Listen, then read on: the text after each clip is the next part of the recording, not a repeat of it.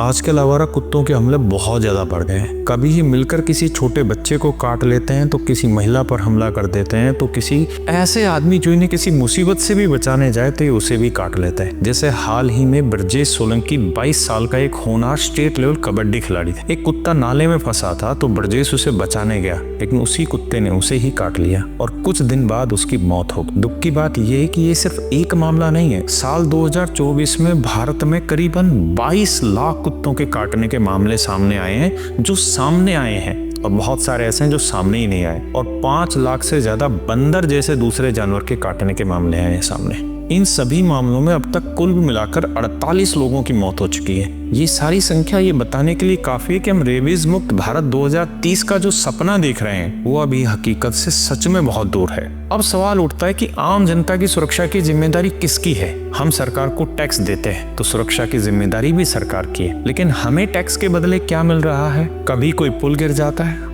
कभी ट्रेन दुर्घटनाग्रस्त हो जाती है, कभी हमारी सड़कें तो इतने गड्ढों से भरी पड़ी हैं कि समझ ही नहीं आता कि सड़क पर चल रहे हैं किसी खाई में। अभी हाल ही में आपने नोएडा में देखा होगा, बहुत तेज बारिश हुई और सड़क पर 3-4 फीट पानी भर गया। उसी सड़क पर एक खुला सीवर था। एक ऑटो चालक इमरजेंसी में अपनी गर्भवती पत्नी के पास जा रहा था, जिसके डिलीवरी का आखिरी दिन था, लेकिन उसे पानी की वजह से वो गड्ढा दिखाई नहीं दिया और वो ऑटो समेत उसके अंदर गिर जाता और वहीं उसकी मौत हो जाती है। घर पर उसकी पत्नी उसका इंतजार करती रही। उसे क्या पता था कि जिसका इंतजार कर रही है वो कब का दुनिया से जा चुका है। और जानते हैं उसकी मौत का कब पता चला? जब सड़क से पानी हट गया था। ये सुनकर लगता है कि हमारे टैक्स का अब सिर्फ एक ही काम रह गया है, मौत देना। आम आदमी का काम रह गया सिर्फ मरना, और सिस्टम का काम है सिर्फ आंखें बंद कर लेना। आप देखिए, जो व्यापारी हैं उनको गुंडे परेशान कर रहे हैं, जो आम जनता है उसे कुत्ते परेशान कर रहे हैं। यहाँ तक कि माननीय अदालत ने कहा कि कुत्ते हैं या आतंकी,